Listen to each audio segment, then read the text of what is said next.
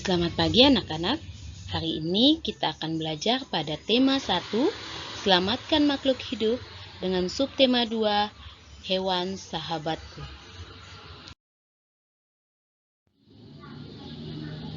Hari ini kita akan belajar tentang materi PKN dengan kompetensi dasar 3.1, menganalisis penerapan nilai-nilai Pancasila dalam kehidupan sehari-hari, dan kompetensi dasar 4.1, menyajikan hasil analisis pelaksanaan nilai-nilai Pancasila dalam kehidupan sehari-hari.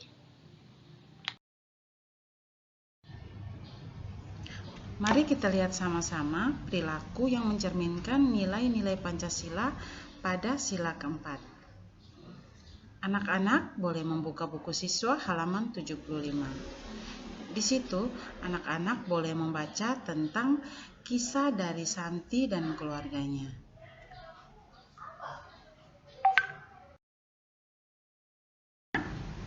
Setelah membaca bacaan tentang Santi dan keluarganya, coba kita lihat sama-sama pertanyaannya.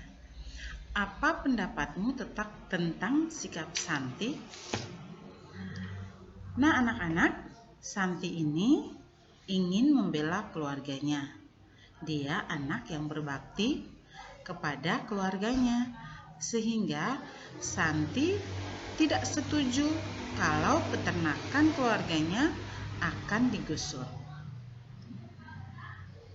Apa pendapatmu tentang sikap penduduk?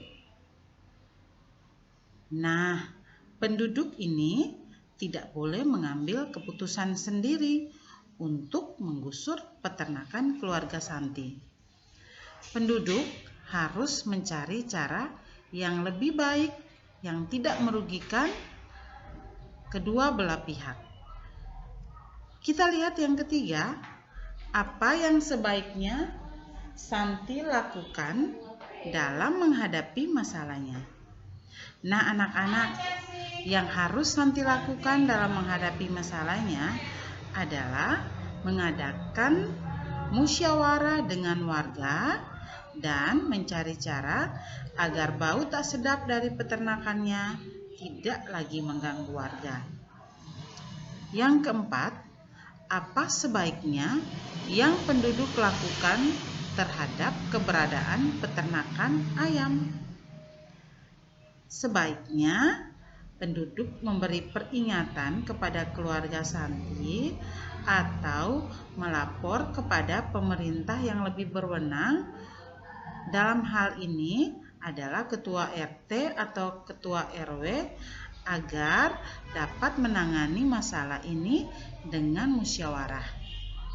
Nah, anak-anak, setelah membaca cerita Santi dan kita telah membahas bersama bagaimana sikap Santi, bagaimana sikap penduduk, mari kita lihat bersama-sama kesimpulannya.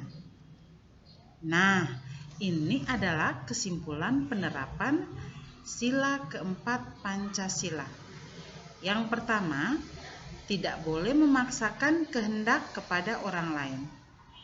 Ibu kasih contoh. Hari ini Dio mau makan sup ayam, sedangkan Dea tidak mau makan sup tetapi mau makan ayam goreng. Nah, kebetulan di rumah ibu sedang memasak ayam goreng. Dio tidak boleh memaksakan kehendak untuk harus memakan sup ayam. Seperti itu anak-anak, sudah paham? Kesimpulan yang kedua adalah kita harus bermusyawarah dalam mengambil sebuah keputusan. Musyawarah bisa di mana saja, bisa kapan saja, dalam masalah yang kecil ataupun masalah yang besar. Di rumah pun untuk menentukan menu yang harus kita makan hari ini, bahkan perlu ada musyawarah supaya tidak ada yang memaksakan kehendaknya ataupun tidak ada yang mau menang sendiri. Kesimpulan yang ketiga adalah mengutamakan kepentingan orang banyak. Seperti contoh tadi yang Ibu ungkapkan, Dalam satu rumah ada papa, ada mama, ada kakak, ada adik.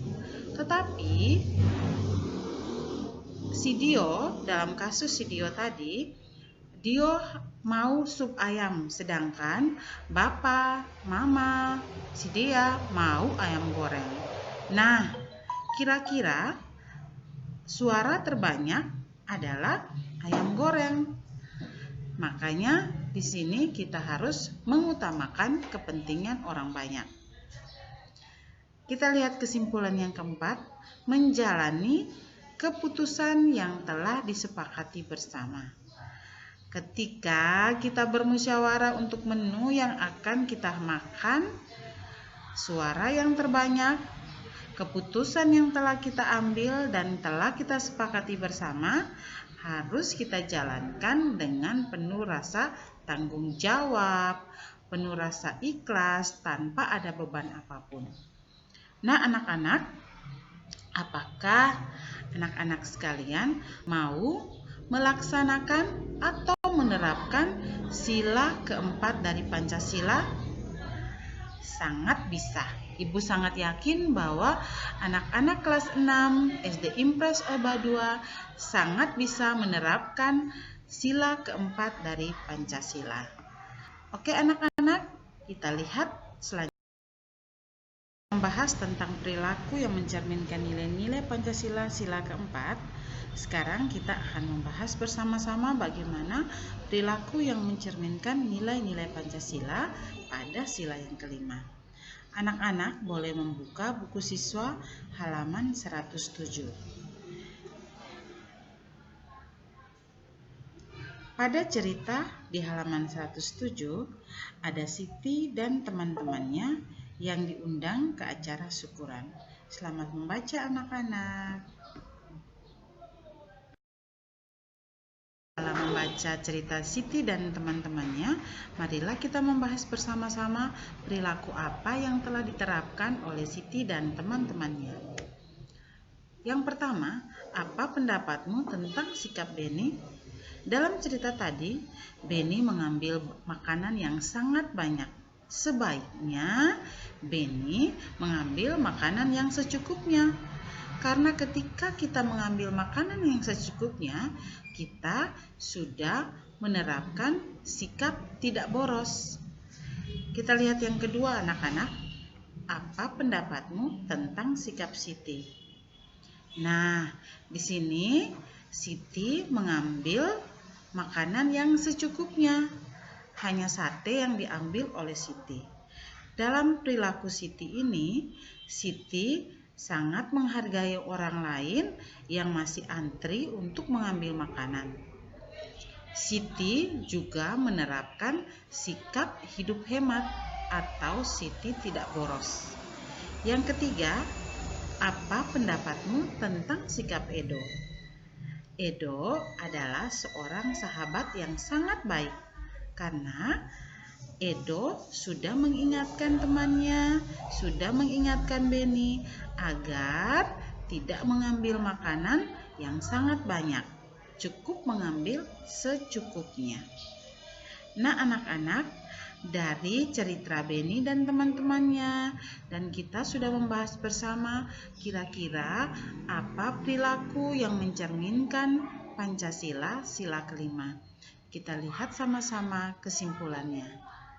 Nah, kesimpulan penerapan sila kelima. Yang pertama, harus bersikap adil. Yang kedua, tidak boros. Yang ketiga, menghormati hak orang lain. Yang keempat, suka memberi pertolongan. Yang kelima, tidak bergaya hidup mewah. Yang keenam, tidak merugikan kepentingan orang lain. Yang ketujuh, menghargai hasil karya orang lain.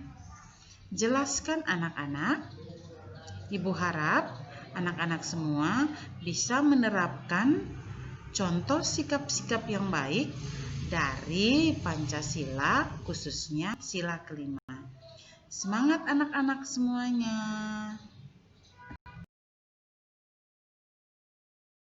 kita menyelesaikan evaluasi pengetahuan dan keterampilan.